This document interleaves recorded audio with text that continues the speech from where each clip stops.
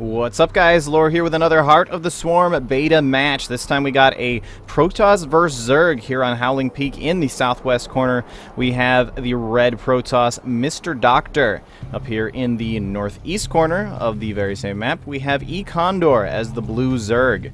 So yes, Protoss versus Zerg. There's been a lot of sort of mix-up in changes in how this matchup is actually playing out, especially on the Protoss side of things, because of all the different work that's been going on in terms of the Stargate play, the different Stargate units that have been coming available, or available in a different fashion, as well as the Oracle being changed like crazy, the Mothership Core being changed like crazy, a couple of minor changes on the Zerg side of things as well. But the first thing I really want to point out here is notice this giant logo right here. This is one of the newest changes in the Heart of the Swarm beta, something that they've done to really sort of accentuate and make those logos a lot more obvious. You may remember, if you saw my little preview that I put together of some of the new features in the Heart of the Swarm beta, they actually have a leveling system in place now, which you can earn XP by playing on the actual ladder. They have a leveling system in place, which will actually allow you to unlock more icons like that, so that is pretty cool. They also have one other thing I want to point out here as this probe just sort of pokes around here. It looks like he may end up... Nope, he's going to scout around a little bit more. Not really see too much going on over there.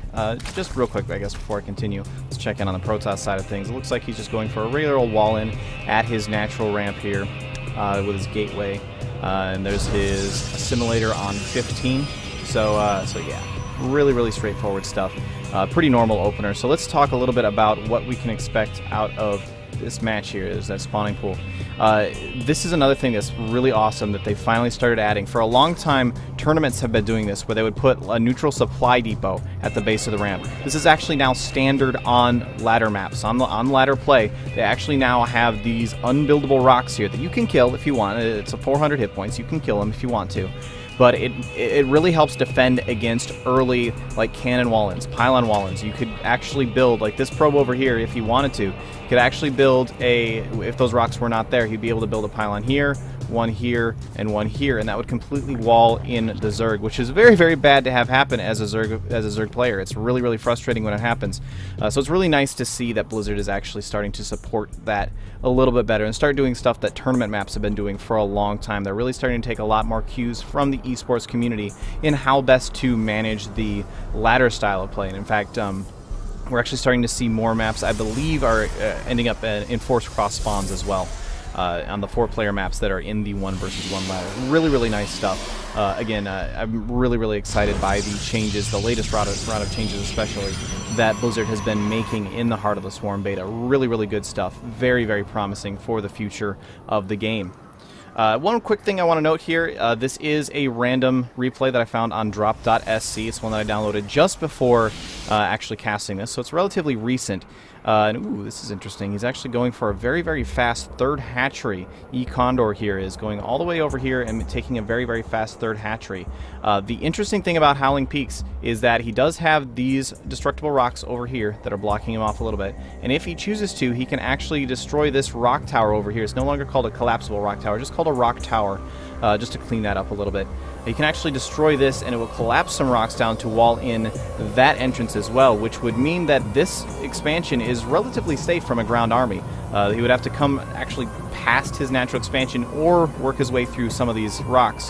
The Protoss player would, if he really wanted a chance to put any pressure on that. So that is a very awesome option that, considering how quickly this expansion went up, I would not be surprised to see him try that at all. On the Protoss side of things, we do have a Stargate on the way. It's become basically the standard opener for most Protoss nowadays. We've really shifted away from, well, you automatically go into a Robo to, well, you automatically go into a Stargate, especially in Protoss vs Zerg because of things like the Phoenix. They're very strong. I've seen a few awesome timing pushes where you get a couple of Phoenixes out. It's like 2 or 3 Phoenixes. I don't remember the exact number. 2 or 3 Phoenixes along with a couple of Oracles, and that is really scary to actually deal with. It really hurts. The Oracles now, and in fact, he's going to send this Phoenix over here right away. He's going to show it, but he's going to be able to kill off that Overlord and deny any further scouting. So kind of an interesting choice. We'll have to see what sort of use he makes out of that. But yeah, if he wants to, And it looks like he's going to add on another Phoenix. I'm really curious to see if he pops anything else out after this. He could start building Oracles. They do cost 150, 150. He does just now have enough gas for that. It doesn't look like he's building anything just yet. He's kind of scouting around. We'll have to keep an eye on that. He's just kind of scouting around with these couple of Phoenixes here a little bit. And seeing if there's any other overlords to mop up, perhaps. In fact, he's going to find one down over here. Did he see that? Oh, he did see that. Just barely managed to spot that overlord. He's going to take that out, and that's going to deny, he's going to make sure that he knows that there's no scouting going on. He's actually just going to go for more Phoenixes. He's warping in 2 more Phoenixes, a little bit of a queuing up. I don't really like to see 2 units queued up quite like that too much, but again, this is just a random replay. I do not know what league these players are in. Meanwhile, eCondor over here is definitely getting up to a pretty good economy. He's getting it heading up pretty rapidly here. 35 drones. He does have 17 larvae sitting around. I have a feeling that he's kind of overreacted to losing those early couple of overlords a little bit. He seems to have overproduced them, but he is going to be able to. In fact, if I check in production now, yeah, he's working on 5 more drones now. Going to be able to get his economy up and running quite nicely very soon. In fact, he's gone ahead and added odds spore crawlers. We do still have these Phoenixes sort of poking around over here doing what damage they can, but he's adding on spore crawlers at most of his expansions. Yeah, he's got 2 of them over here at his natural. Ugh, these guys are out in the middle of nowhere, getting in trouble. This Queen's going to come over here and try to do some damage. But he is losing overloads like crazy. He's now supply blocked. Very unfortunate opening for our Zerg player here. I would like to see him add on a spore crawler, at least 1 spore crawler over here to limit some of that harassment a little bit more. But it does look like MrDoctor is going to back off a little bit with these Phoenixes. He's regrouping somewhere around the mid. He now has 5 Phoenixes out on the map, which is a decent number. He's going to be able to do some pretty solid damage with that, unless MrDoctor is good about defending, especially with that Queen. He should be, in my personal opinion, should be getting out more Queens. I don't think he has quite enough to really be able to defend against this, and hopefully now that he sees 5 whole Phoenixes floating around at his base, he's got something on the way. That Queen is screwed. She's going to go down in a hurry. And this is going to be really frustrating for eCondor. There's not really much that he can do about this right now. He's getting, what is that, a drone? Yeah, they're lifting drones, lifting more Queens, and the spore crawlers are trying to move into position to do something, but this is a lot of Phoenixes here. Unfortunately, oh, yeah, he does get another pickup in. Ooh, and now there's a whole bunch of Stalkers in here as well, moving in here with a whole bunch of an army. I'm not sure if eCondor actually has a response to this. He has nothing in the way of attacking units at the moment. He's starting to build on Roaches and Hydras, but I don't know why these guys are just sitting down here in the corner. They should be up here doing damage. Bit of a micro mistake there from MrDoctor, but it does look pretty scary for eCondor just yet. Now, unfortunately, he's attacking into this slime crawler. That's a bit of a mistake. Loses 2 Stalkers for basically nothing. Tries to snipe down that Queen, can't quite do it. Loses another Stalker, and yeah, now this is going to get cleaned up. Bit of a mistake there. I would have liked to see him take these units and move up over here and start doing some damage, at least to the economy over here. I mean, there's not a lot in the way of drones left over here, but he could have, like, taken out the extractor or taken out the Hydra Den or something. Do at least some actual damage. Instead, he just sort of lost a whole bunch of units there for no real reason. Meanwhile, however, behind that push, he did go ahead and get an expansion up and running, and he's doing quite well in his mineral count as well, and actually a little bit higher than I'd like to see. Adding on some photon cannons up at his front wall, got a nice little wall off going on over here. Not a complete wall off, so he's still able to move out, but that will limit any sort of aggression that the Zerg player is able to make. And he's actually going into Robo. He's going to, it looks like he's completely stopped Stargate production. He's going to switch over into Robo. Probably, I'm assuming he saw the Roaches and said, okay, you know what? You know what kills Roaches? Immortals. And that's very true. They do. They're pretty good against Immortals. That's just something that I've heard. But yeah, not a bad idea at all. And he's dropping down a Twilight Council as well, so would not be surprised in the slightest to see a... Actually, there's a few ways he could go with this. He could go for Observers and do some blink play, and try to blink up in the main, do some damage with his Stalkers. I'm curious as to how much of an... Yeah, he's got 8 Stalkers right now. Not a huge army of Stalkers, but something that he could switch into relatively quickly. And Stalkers are still good against Roaches. There's a few ways to go that he could go with this, so I'm curious to see... He's now adding on a Robotics Bay as well, so... kind of going in a few different... I am a little bit worried that maybe he's trying to specialize a little bit too much here. He may be going in too many different directions at once with his tech structure. He did just add on the Robo, now adding on the Robotics Bay. And he does have this Twilight Council, but as you can see, he really doesn't have much in the way of resources to be able to do anything with it just yet. And he's not producing units either. He's been... let's see if I can find his gateways here. He is adding on... Yeah, he's warping in a few more here. But he's warping in Zealots. Which I'm guessing he probably, well, unless he wants to go for, I don't know, we'll have to see. He could be going for a charge robo setup as well, a charge lot, and excuse me, charge zealots and Colossus. That's what I'm trying to say. He could be going for something like that. And there we see eCondor has gone ahead and knocked down those rocks, so that will defend his third expansion quite well against a ground attack. Means that a ground army from MrDoctor will have to walk in across this area, which he has very, very well revealed by that creep spread. It is a pretty decent creep spread. I believe it could be a little bit better at this stage in the game, but he's not doing too bad on it either, so... That's good to see. And actually adding on now a fourth hatchery over here. Going to take this extra expansion. Both players just sort of sitting back at this point and saying, you know what, let's macro up a little bit. Let's get something better. We now have... Let me see if I can find it here somewhere. That's a creep tumor. We have spine crawlers. We have a spire building over here. And this is a nice cheeky little move here from him. Not the best positioning on this, but a lot of times you will hide the spire behind this gaggle of overlords so that it's a little bit harder to see. If you'd move those guys down just a little bit farther, then it would be really good, but still something interesting to see that a lot of Zerg players will do, and it can actually work. A lot of times they won't bother to look and see, oh, there's something building over there, or is it just another overlord? You notice that kind of can be hard to tell. If for example, this was underneath that pile of things, it'd be hard to tell if there was anything there, so... Would be interesting to see. Unfortunately, that is not exactly what he's doing. This expansion is actually really not mining very well at this point. He is adding on more probes, but it's really slowly. I would like to see him transfer. Like, this is oversaturated at this point. 32 of 24 workers on minerals there. And a little bit under at this point, but I would like to see him move some of these workers around a little bit more. But I'm going to stop nitpicking so much and look at what these guys are actually doing. Infestors are on the way now, or excuse me, are now out for eCondor. Very good choice if he is in fact going for this charge play, which it looks like he is, going for the research, the charge research for his zealots. And starting to add on, he's got an observer out, starting to add on Colossus, working on, I believe this is his second Colossus on the way now. Yes, it is. So, nice little... I do like this number of stalkers in with this army, too. It's nice to have something that can shoot up in the midst of all of that, because with that spire on the way, and yep, there it is, 8 corruptors now on the way for eCondor. It can be very, very messy trying to get your...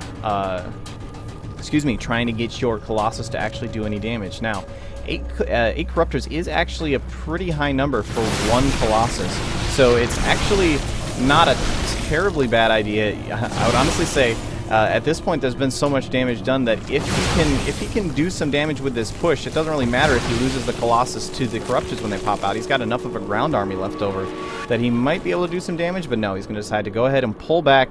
He just took out some of that creep spread, said, you know what, we're going to deny you some vision. We're going to try and build up a little bit more. He's now adding on this 4th base over here. And we could see honestly anything. We are seeing a, wow, that's a lot of spine crawlers coming out now for eCondor. He may be going for, I've seen this a lot in the GSL matches as well, going for a really, really slow spine crawler push. It's something that can be extremely effective when done properly. So that may be something he's trying to do. He is maxed out as well. So that, ooh, never mind, here we go. Army coming in now from MrDoctor, doing a lot of damage, taking out all of those spine crawlers right away. There was a nice fungal there, but it's just not enough. More fungals need to be going out. It needs to be spawning in some of those infested Terrans as well, I think. And it needs to just be more of them. These infestors are just sitting in the back, not doing anything. There we go. There's a whole bunch of those infested Terrans coming out, and that is going to force MrDoctor to pull back at this point. Especially with those fungals. Very nice activity on those fungals now.